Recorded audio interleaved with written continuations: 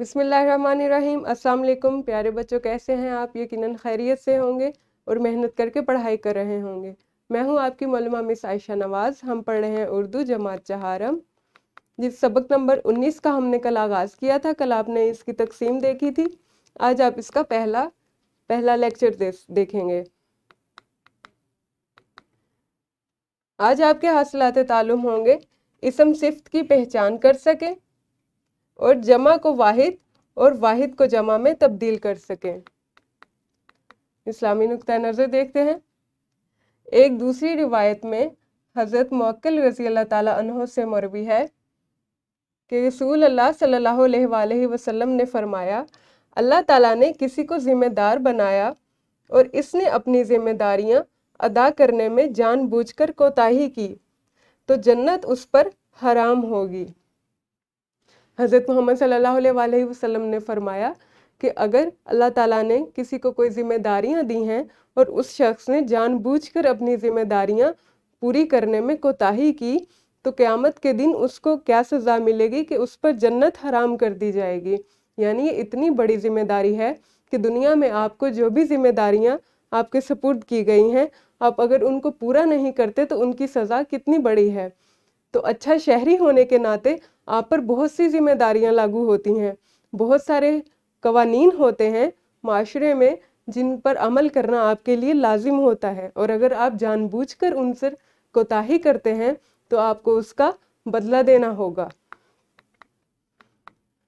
सबक की दोहराई देखते हैं। गिनती और अददी तरतीब में क्या फ़र्क है? जी तो बच्चों, आप उर्दू गिनती भी सीख चुके हैं और अददी तरतीब भी सीख चुके हैं, तो आप अपनी मौलिमा को बताएं कि गिनती और अददी तरतीब में क्या फ़र्क है। आपने यकीनन दोहराई के सवाल का अच्छे से जवाब दिया होगा। कबल अज़ पढ़ाई में आपके पास कुछ अल्फाज लिखे हुए हैं: ठंडा पानी, तेज़ हवा, नीला आसमान, ज़हीन लड़का, टूटा खिलौना। आपने देखा कि हर लफ्ज़ में एक इस्म है और एक ऐसा लफ्ज़ है जो उसकी कोई ना कोई सिफ्त को बयान कर रहा है, कोई ना कोई खूबी बयान कर रहा है। जैसा कि ठंडा पानी, यहाँ पर पानी इस्म है और ठंडा क्या है? इस्म सिफ्त है। जी, आप इस्म सिफ्त सीख चुके हैं, तो आप इन अल्फाज में से इस्म सिफ्त को अलग कर सकते हैं। नीला आसमान में नीला इस्म सिफ्त है। इसी तरह आप अपनी मौलमा को बताएं कि अगले दोनों अल्फाज में इस्म सिफ्त कौन से लफ्ज़ हैं।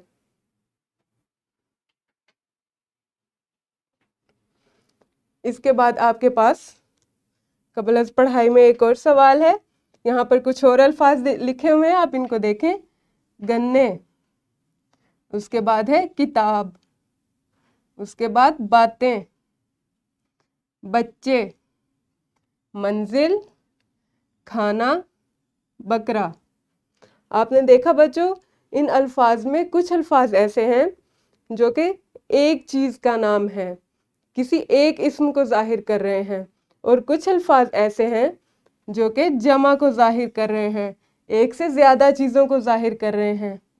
जैसा कि गन्ने जमा को जाहिर कर रहा है और किताब एक किताब की बात हो रही है। तो आप बाकी अल्फाज को देखें और अपनी मौलमा को बताएं कि कौन सा लफ्ज़ वाहिद है और कौन सा जमा है। जी, आपने यकीनन अच्छे से सवाल का जवाब दिया होगा। आज आप सीखेंगे इस्म सिफ्त की पहचान करने के साथ साथ वाहिद को जमा और जमा को वाहिद बनाने की भी आप मश्क करेंगे। तो बच्चों, सबक नंबर 10 के लेक्चर नंबर 2 में आप जमा को वाहिद और वाहिद को जमा में तब्दील करने का तरीका सीख चुके हैं।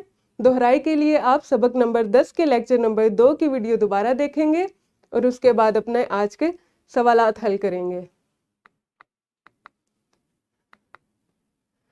इसी तरह सबक नंबर 14 के लेक्चर नंबर 1 में आपने सीखा था इस्म सिफ्त की पहचान कैसे करनी है। सबक नंबर 14 के लेक्चर नंबर 1 की वीडियो आप दोहराई के लिए दोबारा देखेंगे, जिसमें आपने इस्म सिफ्त की पहचान करना सीखा था।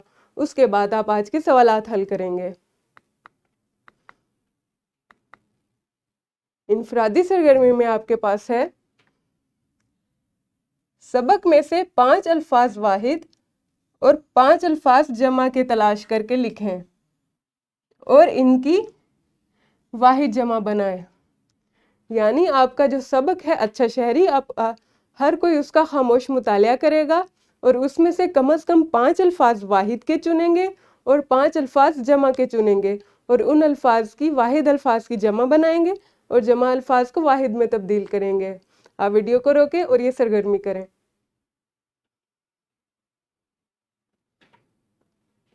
جی تو بچوں، آپ نے یقیناً الفاظ چن لیے ہوں گے اور ان کی واحد جمع بھی بنا لی ہوگی۔ اب ہم دیکھتے ہیں کہ ہمارے پاس گروہی سرگرمی میں کیا ہے۔ 2 طلبہ مل کر ہر موسم کی ایک خوبی اور ایک خامی لکھیں۔ تو طلبہ آپ 2 کی جوڑیوں میں تقسیم ہو جائیں اور آپ نے یہ لکھنا ہے کہ پاکستان میں آپ کو جانتے ہیں کہ 4 موسم آتے ہیں۔ آپ نے یہ لکھنا ہے کہ ہر موسم کی آپ کو کون سی بات پسند ہے اور کون سی بات ناپسند ہے۔ تو آپ ویڈیو روکیں اور یہ سرگرمی کریں۔ آپ نے یقیناً لکھ لیا ہوگا۔ آپ مشق دیکھتے ہیں۔ مشق میں آپ کے پاس سوال نمبر 5 میں واحد جمع کا سوال دیا گیا ہے، جس میں آپ کو 5 الفاظ دیے گئے ہیں۔ آپ ان الفاظ کی جمع لکھیں گے اور انہیں جملوں میں استعمال کریں گے۔ اس کے ساتھ سوال نمبر 6 میں مندرجہ ذیل الفاظ کے متضاد لکھیں۔ آپ الفاظ متضاد پڑھ چکے ہیں، سیکھ چکے ہیں۔ یہاں پر آپ کے لیے 5 الفاظ دیے گئے ہیں۔ ان کو غور سے دیکھیں، پڑھیں اور ان کے متضاد لکھیں۔ اس کے بعد اگلا سوال آپ کے پاس تصویری ہے۔ سوال نمبر 7 میں تصاویر دیکھ کر بتائیں کہ یہ خصوصیات اچھے شہری کی ہیں یا برے شہری کی۔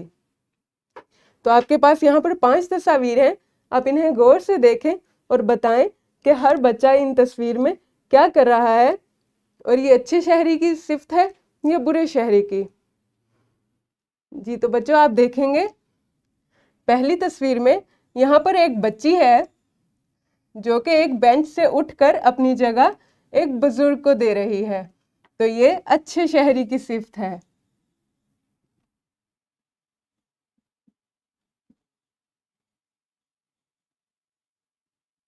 اپنی جگہ کسی بزرگ کے لیے خالی کرنا بہت اچھی بات ہے۔ دوسری تصویر میں آپ دیکھیں گے کہ ایک آدمی ہے جو کہ ایک نادار اور غریب آدمی کو کچھ دے رہا ہے، اس کو کوئی سامان دے رہا ہے۔ تو دوسروں کی مدد کرنا بہت اچھی بات ہے اور یہ اچھے شہری کی صفت ہے۔ اسی طرح سے آپ دیکھیں اس تصویر میں یہ بچہ ہے، یہ کیا کر رہا ہے؟ یہ بجلی کے بٹن کو بند کر رہا ہے۔ جو فالتو پنکھا یا بلب روشن ہوگا اس کو بند کر رہا ہے اور یہ اچھے شہری کی خوبی ہے۔ شاباش۔ اگلی تصویر میں دیکھیں، یہ ایک بچہ ہے جو کہ مٹی کو کھود رہا ہے اور اس میں پودا لگا رہا ہے۔ یہ تو بہت اچھی خوبی ہے، یہ بھی اچھے شہری کی صفت ہے۔ اگلی تصویر میں دیکھیں، یہ ایک بچہ ہے جو کہ سڑک سے گزر رہا ہے اور کچرا پھینک رہا ہے۔ اس کے پاس جو کچرا ہے اس نے سڑک پر پھینک دیا۔ یہ برے شہری کی صفت ہے، یہ ایک خامی ہے۔ یہاں پر 2 بچے دکھائی دے رہے ہیں جن کے پاس ایک بیگ ہے اور انہوں نے باغ کا سارا کچرا اس میں جمع کر لیا ہے۔ یہ ایک خوبی ہے۔ اگلا سوال دیکھتے ہیں۔ سوال نمبر 10 میں آپ کو اشعار دیے گئے ہیں۔ اشعار اور اقتباس پڑھیں اور بتائیں کہ ان میں سے کون کون سی خصوصیات آپ میں موجود ہیں۔ اشعار پڑھیں۔ پاکیزہ اطوار ہوں اس کے، اطوار کا مطلب ہے طور طریقے۔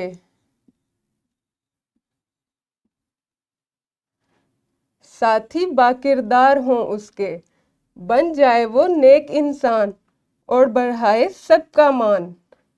اچھا شہری وہ کہلائے، دنیا بھر میں نام کمائے۔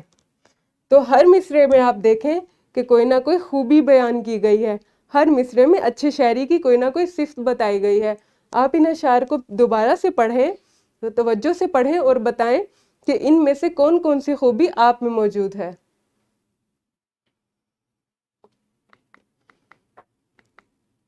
آپ کے لیے ورک شیٹ بنائی گئی ہے جس میں 2 سوالات دیے گئے ہیں، ان کو آپ گھر سے حل کر کے لائیں گے۔ اس کے ساتھ آپ کے پاس گھر کا ایک اور کام ہے، اچھے شہری کی خصوصیات کو تصویری شکل دیں۔ تو بچوں آپ نے یہ کرنا ہے کہ اچھے شہری کی خصوصیات جو ہیں آپ نے ان کو تصویری شکل دینی ہے۔ آپ مختلف اخبارات سے یا رسائل سے ایسی تصاویر تراش کے اپنی کاپی پر لگا سکتے ہیں جنہیں آپ سمجھیں کہ یہ اچھے شہری کی خصوصیات ہیں۔ اسی طرح اگر آپ چاہیں تو آپ خود پینسل سے اپنی کاپی پر خاکہ بنا کر ظاہر کر سکتے ہیں کہ کون سی خصوصیات اچھے شہری میں پائی جاتی ہیں۔ یہ گھر کے کام آپ گھر سے کر کے لائیں گے۔ بچوں یہ ہمارا آج کا سبق تھا، آپ نے گھر کا کام گھر سے کر کے لانا ہے۔ کل سے ہم اگلا لیکچر دیکھیں گے۔ اللہ حافظ، شکریہ۔